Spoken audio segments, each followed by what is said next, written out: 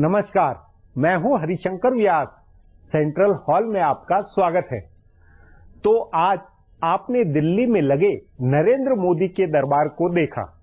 यह दरबार ऐतिहासिक महत्व का था, चाहे तो इसे भगवा रंग वाला दरबार भी कह सकते हैं। आखिर कुछ भी हो, आरएसएस के राजनीतिक दर्शन से निकले एक प्रचारक की यह तख्त पोशी थी। इसमें पाकिस्तानी प्रधानमंत्री नवाज शरीफ की मौजूदगी का एक मतलब है, तो शपथ प्रोग्राम की दरबार जैसी भव्यता का दूसरा अर्थ है। फिर कैबिनेट के मंत्रियों की जितनी और जैसी शपथ हुई, उसका भी अलग अर्थ है। आज के शपथ प्रोग्राम का यह लब्बो-लुआब है कि दिल्ली में पावर ट्रांसफर हुआ है। प्रधानमंत्री पद पर नरेंद्र मोदी की शपथ भारत राष्ट्र राज्य के सत्ता तंत्र का बुनियादी परिवर्तन है। आज से भारत एक अति सक्रिय प्रधानमंत्री की कमान में होगा। यह कमान पूर्ण अधिकार और धमक वाली होगी। भाजपा नाम की पार्टी और आरएसएस नाम का संगठन यो मतलब लिए हुए होगा, लेकिन ये पीछे होंगे, आगे नहीं। अपना यह भी मानना है कि आजाद भारत के 67 साल के इतिहास में नरेंद्र मोदी की कमान सर्वाधिक बिरली साबित होनी है। वे लीक से हटकर फैसले लेंगे। इसका पहला ठोस प्रमाण नया कैबिनेट है। नरेंद्र मोदी ने सिर्फ 45 लोगों की शपथ दिलाई। उन्होंने प्रांत, जाति, अलग अलग वर्गों के प्रतिनिधियों के कोटे की चिंता में कैबिनेट नहीं बनाई है। मोदी का कैबिनेट मोटे तौर पर काम की कसौटी पर है। नरेंद्र मोदी ने सबसे सलाह की, लेकिन अंत में लिस्ट खुद बनाई और जो टीम बनाई उसके मंत्रालयों को लेकर आखिर तक सस्पेंस रखा। नरेंद्र मोदी के कैबिनेट गठन में लॉबियों और पुराने ढर्रे का कोई असर नहीं है। आज इस सब पर चर्चा है, मगर उससे पहले गपशप और खास सुर्खियां है। शुरुआत सियासी गपशप से करते हैं।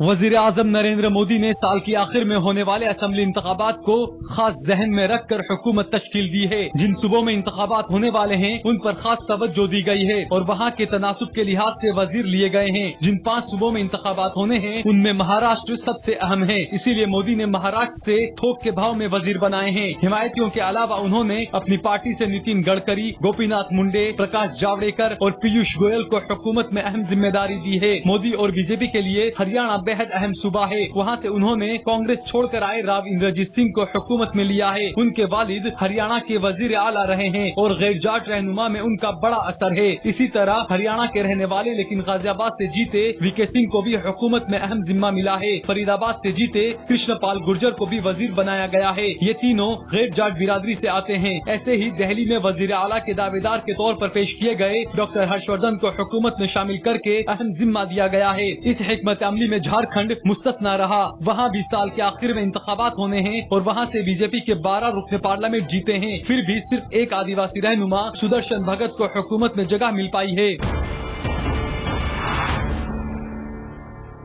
नरेंद्र मोदी ने कई हैरान करने वाले फैसले किए। पार्टी के मुस्लिम चेहरे के तौर पर मशहूर मुख्तार अब्बास नकवी को हुकूमत में शामिल नहीं किया। अटल बिहारी वाजपेयी की हुकूमत में रहे नौजवान लीडर राजीव प्रताप रूडी को भी हुकूमत में जगह नहीं मिली। तमाम कयासाराइयों को दरकिनार करके अपने सबसे करीबी अमित शाह को भी हुकूमत में लेने की बजाय पार्टी में ही रखने का फैसला किया। पार्टी में उनका कद बढ़ाया जाएगा। बीजेपी के जराये का कहना है कि इस साल के आखिर में होने वाले असेंबली इंतखाबात को ध्यान में रखकर कुछ सीनियर रहनुमाओं को पार्टी में ही रखने का फैसला किया गया है। साल के आखिर में महाराष्ट्र, हरियाणा, झारखंड, दिल्ली और जम्मू कश्मीर में इंतखाबात होने वाले हैं। यानी मोदी के सामने चैलेंज था कि वो इन सूबों को मरकज में नुमाइंदगी भी दें और पार्टी में काम करने वाले लीडर भी बचे रहें। तभी उन्होंने झारखंड के सूबाई सदर रविंद्र राय को पार्टी में ही रहने दिया। मोदी की काबीना से साफ हो गया है कि उन्होंने पार्टी को आम इंतखाबात लड़ाने वाली टीम के ज्यादातर मेंबरान को हुकूमत से अलग रखा है। इंचार्ज जनरल सेक्रेटरियों में अनंत कुमार, धर्मेंद्र प्रधान और थावरचंद गहलोत को हुकूमत में जगह मिली है।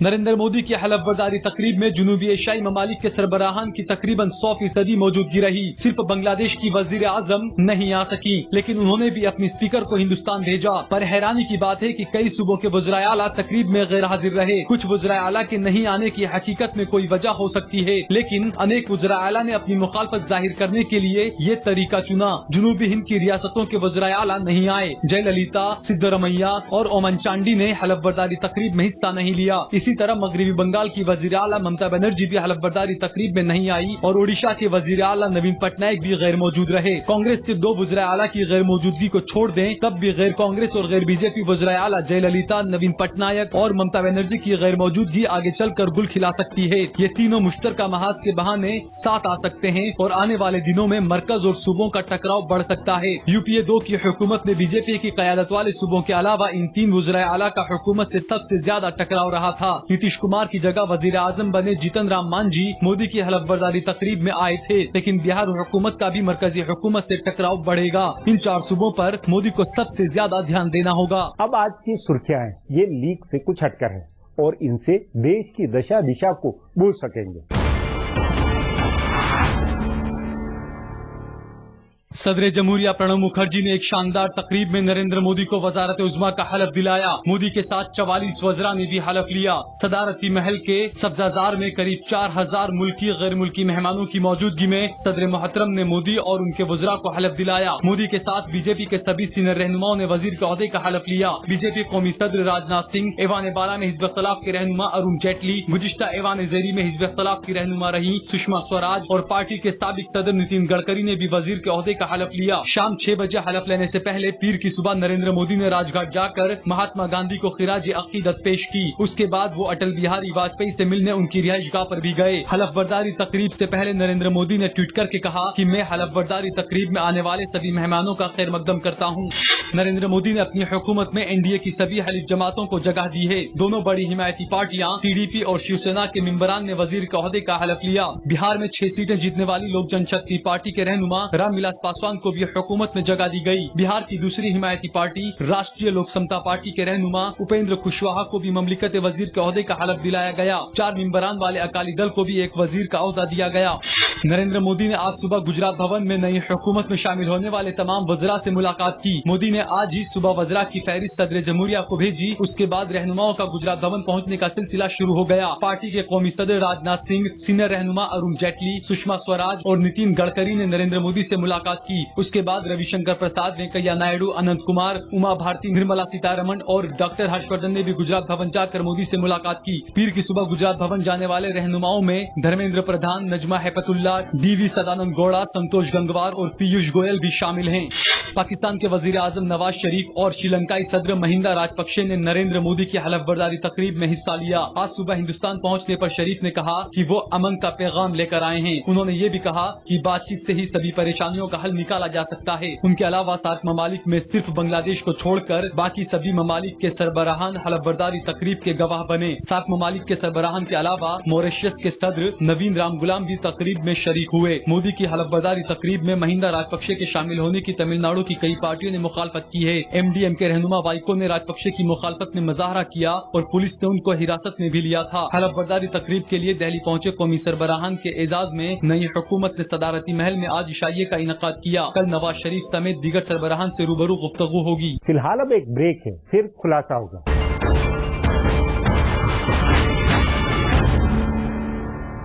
प्रधानमंत्री नरेंद्र मोदी ने आखिर तक कैबिनेट के चेहरों और मंत्रालयों को लेकर सस्पेंस बनाए रखा ताकि वे तमाम तरह की लॉबिंग और दबावों से मुक्त रहे। उन्होंने भारी जीत के अनुसार लंबा चौड़ा कैबिनेट नहीं बनाया। कैबिनेट में वे ही चेहरे फिट हुए हैं जिन पर उनका निज भरोसा है, जिनसे राजनीतिक व प्रशासनिक फायदा मुमकिन है और जो काबिलियत की कसौटी पर खरे हैं। इस पर आगे चर्चा करें उससे पहले देखें मेरा ये खुलासा। नरेंद्र मोदी ने इंतखाबी तशहीर के दौरान जो उम्मीदें पैदा की थी उसे अपनी हलफबरदारी तकरीब से उन्होंने आसमान पर पहुंचा दिया है। मोदी की हलफबरदारी तकरीब तारीख साज रही। ये हिंदुस्तान के साथ साथ जनूबी एशिया में एक नई क़यादत के आगाज का पैगाम देने वाला था। मोदी की हलफबरदारी तकरीब में पाकिस्तान के वजीर आजम नवाज शरीफ बैठे तो श्रीलंकाई सदर महिंद्रा राजपक्षे भी मौजूद थे। यानी जनूबी एशिया की सफारती पॉलिसी में एक नए दौर की शुरुआत का नजारा साफ दिख रहा था। सार्क ममालिक के सरबराहान की मौजूदगी से इस हल्के में अमन, रवादारी और खुशहाली के नए दौर की शुरुआत का अंदाजा लगाया जा सकता है। मोदी ने ये पैगाम देने की कोशिश की है कि वो सोच के दायरे में नहीं बंधे हैं, वो आउट ऑफ द बॉक्स सोच सकते हैं और देरीना रिवायात को लिए कुछ हिम्मत अफजाई वाले फैसले कर सकते हैं। सार्क ममालिक के सरबराहान को बुलाना इंतहाई अहम फैसला था। खासतौर से नवाज शरीफ और महिंद्रा राजपक्षे को बुलाने का फैसला जोखिम भरा था। मोदी को अंदाजा रहा होगा कि उनको हिमायती और मुखालिफिन दोनों की मुखालफत का सामना करना पड़ सकता है, लेकिन उन्होंने सोच समझ कर ये जोखिम लिया। इसी तरह वजारतों की तश्कील नौ का फैसला भी बेहद मुकद्दस और जोखिम वाला है, लेकिन मोदी ने उस जानिब भी पहल की। उन्होंने वजारतों के बीच बेहतर तालमेल को यकीनी बनाने के लिए कई वजारतों को आपस में मिला दिया। गुज़िश्ता सरकारों ने ज्यादा से ज्यादा वुज़रा को शामिल करने के लिए वजारतों का बंटवारा किया था। शहरी तरक्कियात से लेकर ज़राअत तक अनेक वजारतों की तकसीम हुई थी। नरेंद्र मोदी ने बुनियादी ढांचे से लेकर खारजा और खजाना से लेकर ट्रांसपोर्ट तक अनेक वजारतों की अक्सर नो तश्कील की पहल की है। इससे उम्मीद की जा सकती है कि वजारतों के बीच तालमेल बेहतर होगा, फैसले जल्दी होंगे और उन पर अमल भी सही ढंग से होगा। मनमोहन सिंह की हुकूमत पर कमजोर हुकूमत होने का जो इल्जाम आयद किया जाता था वो इससे दूर हो सकता है, ऐसी उम्मीद की जा सकती है। नरेंद्र मोदी ने अपनी सोच को मंजिल तक पहुँचाने के लिए एक इंतहाई संजीदा और मुनासिब टीम बनाई है, जिसने आज उनके साथ हलफ लिया। मोदी ने तजर्बे, सलाहियत, उम्र, कारकर्दगी और ईमानदारी की तमाम कसौटियों पर अपनी काबीना के लिए नाम चुने। उन्होंने किसी तरह का खलल दरमियान में पैदा नहीं होने दिया। सुषमा स्वराज ने उनको वजारत उज़्मा का दावेदार बनाए जाने के फैसले की मुखालफत की थी, लेकिन उनको अहम जिम्मेदारी देकर उनको एजाज से नवाजा गया। आम इंतखाबात हारने के बावजूद अरुण जेटली की लियाकत, सलाहियत और कारकर्दगी को देखते हुए हुकूमत में बड़ी जिम्मेदारी दी गई। कौमी सदर राजनाथ सिंह और दो साबिक सुदूर नितिन गडकरी व वेंकैया नायडू को भी पूरे एजाज के साथ हुकूमत में शामिल किया गया। नरेंद्र मोदी ने कहा था कि भले ही बीजेपी को मुकम्मल अक्सरियत मिल गई हो, लेकिन जो हिमायती पार्टियां बीजेपी के साथ मिलकर लड़ी हैं, उसे भी हुकूमत में जगह मिलेगी। उन्होंने अपने इस वादे को पूरा किया। बड़ी हिमायती पार्टियों टीडीपी और शिवसेना के साथ साथ छोटी हिमायती पार्टियों के लीडर रामविलास पासवान से लेकर उपेंद्र कुशवाहा और अनुप्रिया पटेल को भी हुकूमत में जगह दी। उन्होंने पार्टी या हिमायतियों में से वजीर चुनने में उम्र को बीच में नहीं आने दिया। बुजुर्ग और नौजवान रहनुमाओं में एतदाल कायम किया। खवातीन को मजबूती और एजाज देने के अपने ऐलान को आगे बढ़ाते हुए उन्होंने सुषमा स्वराज से लेकर मेनका गांधी, निर्मला सीतारमण, स्मृति ईरानी और नजमा हेपतुल्ला जैसी खवातीन को जगह दी। अब एक ब्रेक है, उसके बाद नरेंद्र मोदी के शपथ समारोह पर चर्चा करेंगे।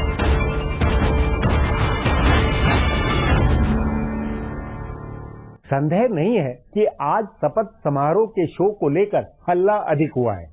हाइप और हल्ले के बीच कैबिनेट गठन के पीछे की राजनीति दबी है। मोटे तौर पर अपने शपथ समारोह के साथ नरेंद्र मोदी ने नेतृत्व की अपनी क्षमता की धाक प्रमाणित की है। सब कुछ उन्होंने नए अंदाज में किया। भाजपा और आरएसएस से लेकर दिल्ली का पुराना सत्ता प्रतिष्ठान सभी के लिए ये अनुभव चौंकाने वाला है। इस पर चर्चा के लिए आज मेरे साथ वरिष्ठ पत्रकार अशोक टंडन है।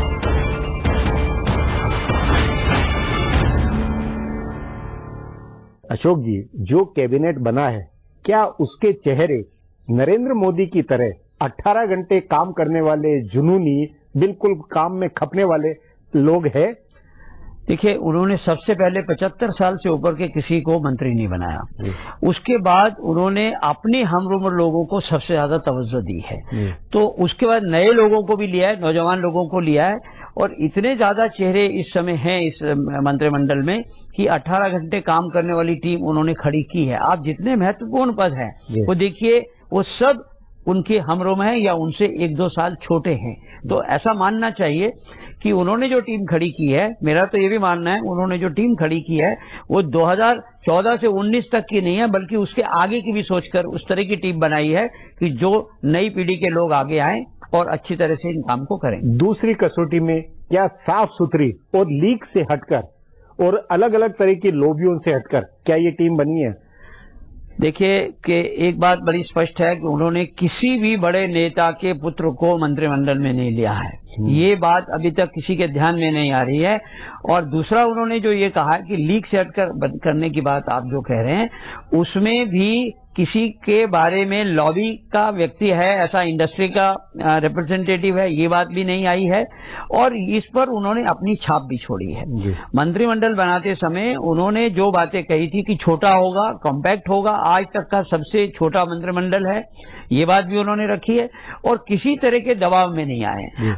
पहले क्या होता था कि घटक दलों अपनी लिस्ट दिया करते थे, इसको बनाओ वरना हम आएंगे नहीं। आज आप देख रहे हैं कि सभी घटक दल उनकी बात मान रहे हैं और जैसा पोर्टफोलियो या जैसा पद या जितने भी पद उन्होंने दिए हैं सब घटक दलों ने स्वीकार किए हैं। तीसरा फिर सवाल ये है कि आरएसएस का इसमें कितना असर है, और खासतौर पे पिछले 2-3 दिनों में ये चर्चा चली कि लिस्ट बनी बिगड़ी दिखाई गई, इस बात में कितना दम है? मेरा मानना है कि ऐसा कुछ नहीं हुआ है। आप देखिए, इसमें इस प्रकार का कोई भी नाम नहीं है जिसको कोई ये कहे कि आरएसएस का सिफारिशी है। आप देखिए, बहुत से मंत्री तो वो हैं जो वाजपेयी सरकार में भी मंत्री थे। नजमा हेपतुल्ला को लाना और इस तरह का एक मैसेज देना कि जिसमें किसी प्रकार का संघ का भी, और ये बिल्कुल बात बेवजह है कि लिस्ट बनाकर उनको दिखाई गई, तो मेरा मानना है कि इस पर उनकी अपनी छाप है। और सबसे बड़ी बात यह है कि जो पिछले 10 साल के यूपीए रिजीम में एक सत्ता के 2 केंद्र वाली बात थी और उसको उन्होंने नकार दिया है। आज सब लोग इस बात को मानने को तैयार हैं कि जो व्यक्ति लालकृष्ण अडवाणी और मुरली मनोहर जोशी को भी ये कहकर नमस्कार कर सकता है कि आपका इस समय मार्गदर्शक की भूमिका चाहिए, तो ऐसे मंत्रिमंडल में उनकी अपनी छाप है, इसको मानना पड़ेगा। इसके अलावा फिर एक सवाल ये उठता, बुनियादी मोटा सवाल ये, महत्व का सवाल है कि जो कोर है कैबिनेट की 1, 2, 3 सीनियरिटी के हिसाब से वो कोर कैसी बनी है, उसका क्या इंडिकेशन है? देखिए, बहुत स्पष्ट है। राजनाथ सिंह जी, सुषमा स्वराज, अरुण जेटली और नितिन गडकरी, ये 4 लोग स्पष्ट रूप से उनकी पहली 4 नेताओं की कैटेगरी में आ रहे हैं। मतलब ये सुरक्षा मामलों की कैबिनेट कमेटी में भी ये सदस्य हो सकते हैं, सीसीटीए में भी ये हो सकते हैं चारों। ऐसा भी हो सकता है कि वो इस प्रकार की कोई कमेटी बनाए ही नहीं। सीनियरिटी के बेसिस पर जिस तरह से शपथ ली गई है, ये मानकर चला जाए कि ये 4 लोग महत्वपूर्ण रोल प्ले करेंगे। और आज जो रात को डिनर है आने वाले मेहमानों के उसमें लालकृष्ण अडवाणी, नरेंद्र मोदी और 4 ये मंत्री, केवल इतने ही मंत्रिमंडल के सदस्य उसमें भाग ले रहे हैं। तो इससे भी एक मैसेज आता है कि उनके पहले 4 की टीम में कौन है। जी, इसके अलावा एक जो आज के 2 निर्णय भी हो गए लगते हैं कि एक तो राष्ट्रीय सुरक्षा सलाहकार के नाते अजीत डोभाल की नियुक्ति और दूसरा प्रधानमंत्री के प्रमुख सचिव के नाते नृपेंद्र मिश्रा की नियुक्ति, इसको किस तरह आप लेंगे? देखिए, ये दोनों नियुक्तियां बिल्कुल इस तरह से हुई हैं जैसा एक बहुत भारी परसेप्शन बनाया गया था कि वो गुजरात से अपनी टीम लाएंगे, गुजरात काडर के ऑफिसर आएंगे, दिल्ली में शासन गुजरात गांधीनगर से चलेगा। ऐसा कुछ भी नहीं हुआ। डोवल केरला काडर के हैं और वाजपेयी के समय पर आईबी चीफ थे, और मिश्र जो है उत्तर प्रदेश काडर के हैं और कभी गुजरात गए नहीं। तो कई तरह की मिथ नरेंद्र मोदी एक्सप्लोर कर रहे हैं। और सुबह वो जिस प्रकार से महात्मा गांधी की समाधि में गए, उसके बाद अटल बिहारी वाजपेयी के घर गए, तो ये एक संदेश दे रहे हैं जनता को कि उनके बारे में जो एक भ्रम पैदा किया जा रहा था वो कहीं पर भी वो टिक नहीं रहा है। इस सब का आपके अनुसार भाजपा के अंदर और एनडीए में, क्योंकि एनडीए के अलायंस के नेताओं को उतनी तवज्जो या उस तरह की लॉबिंग जो पहले हम देखते आए, हालांकि ये अलायंस राजनीति की मजबूरी भी थी, अब वो नहीं है, भाजपा का खुद का अपना पूर्ण बहुमत है, लेकिन बावजूद इसके अलायंस के घटक दलों के साथ और भाजपा बतौर पार्टी, उसका पार्टी सोल्यूशन, उस पर इस सब का क्या असर हो रहा होगा? देखिए, सभी घटक दलों को उन्होंने प्रतिनिधित्व दिया है। ये नहीं कह सकते 4 सदस्यों वाली अकाली दल को भी कैबिनेट दिया है। तो मेरा मानना है कि वो चाहते हैं कि ये एनडीए का कुनबा बरकरार रहे और बढ़े। तो उसके लिए एक अच्छा मैसेज दिया गया है, किसी को छोड़ा नहीं गया, सबसे बात की गई। चंद्रबाबू नायडू ने जिसको कहा उसको मंत्री बनाया गया है। तो कुल मिलाकर उनके सामने एनडीए को भी और आगे बढ़ाना। लेकिन इसमें क्या ये कसौटी है कि उन्होंने जो नाम दिया वही जो कहती हो, या अपनी ये भी कि भाई काबिल हो, जो 18 घंटे काम करने वाला हो, रिजल्ट ओरिएंटेड हो, ऐसे लोगों को ही किया जाए? देखिए, यंग लोगों को दिया है। चंद्रबाबू नायडू ने भी यंग व्यक्ति को दिया है और उन्होंने कन्विंस करके कि ये व्यक्ति आपके साथ काम करेगा। तो मेरा मानना है कि घटक दलों के दबाव में आकर कोई पद नहीं दिया उन्होंने। तो मानकर चलना चाहिए कि इस पूरे मंत्रिमंडल पर नरेंद्र मोदी की छाप स्पष्ट दिखाई देती है और प्रधानमंत्री पद की जो गरिमा उसको जो पुनर्स्थापित करने का उनका एक संकल्प था वो उसमें साफ दिखाई देता है। अशोक जी, मेरा एक ये सवाल, इस पे फिर आखिरी सवाल ये कि आपके अपने पत्रकारिता के अनुभव 45 साल में जो कैबिनेट फॉर्मेशन वो पहले जो देखी है और अटल बिहारी वाजपेयी के समय खुद कैबिनेट को बिल्कुल करीबी से देखा हुआ बनते हैं, उस तुलना में ये जो आज का जो है घटनाक्रम है या जो बना है, कितना फर्क है, क्या बुनियादी फर्क फंडामेंटल नजर आता है? बहुत ज्यादा अंतर नहीं है। समस्या क्या हो गई है कि अभी इलेक्ट्रॉनिक मीडिया के आने से उतावलापन बहुत बढ़ गया है। लोग चाहते हैं कि पहले ही उनको लिस्ट बता दी जाए, लेकिन कभी ऐसा नहीं हुआ। सभी प्रधानमंत्रियों ने समय लेकर बड़े आराम से परामर्श करके मंत्रिमंडल बनाया है और पोर्टफोलियो की अनाउंसमेंट भी कभी पहले नहीं की जाती। राष्ट्रपति भवन की कम्युनिके आती है, शपथ ग्रहण के बाद आती है। नरसिम्हा राव के समय एक बार तो 2 दिन तक पोर्टफोलियो अनाउंस नहीं हुए थे। तो मेरा मानना है कि ऐसा कोई काम नहीं हो रहा जिसमें ये लगे कि बड़ा एकाधिकार बनाया हुआ है, अथॉरिटेरियन है, अपने हाथ में रखा है, किसी को पता नहीं क्या बन रहा है। सभी प्रधानमंत्रियों का जो प्रेरोगेटिव है वो यही है। पर वो टीवी चैनलों के एकदम की बाढ़ से एकदम पतंगबाजी बहुत ज्यादा हो रही है, इसलिए ये सारा लग रहा है। कारण है टीवी चैनलों को अपने आप को बेचना है, इसलिए वो रुक नहीं सकते। और वो मतलब इस बार आपकी जो पतंगबाजी हुई है लेकर हैरानी वाली नहीं है कि इतना रिकॉर्ड। देखिए, एक चैनल की नहीं, हर चैनल पर अलग अलग पोर्टफोलियो दे जा रहे हैं। उसका कारण ये है कि उनको अपना चैनल चलाना, चाहे वो गलत प्रूव हो जाएगा उससे कुछ अंतर नहीं पड़ता। लेकिन इन चीजों से दबाव में आकर प्रधानमंत्री पहले से लिस्ट अनाउंस कर दें और पहले से पोर्टफोलियो अनाउंस कर दें, मुझे लगता है इसकी कोई जरूरत नहीं। जी अशोक जी, बातचीत को यही समाप्त करेंगे। प्रोग्राम में आने के लिए बहुत बहुत धन्यवाद। हमारा प्रोग्राम अब यहीं खत्म होता है, मुझे इजाजत दीजिए। कल फिर मिलेंगे इसी चैनल पर, इसी समय।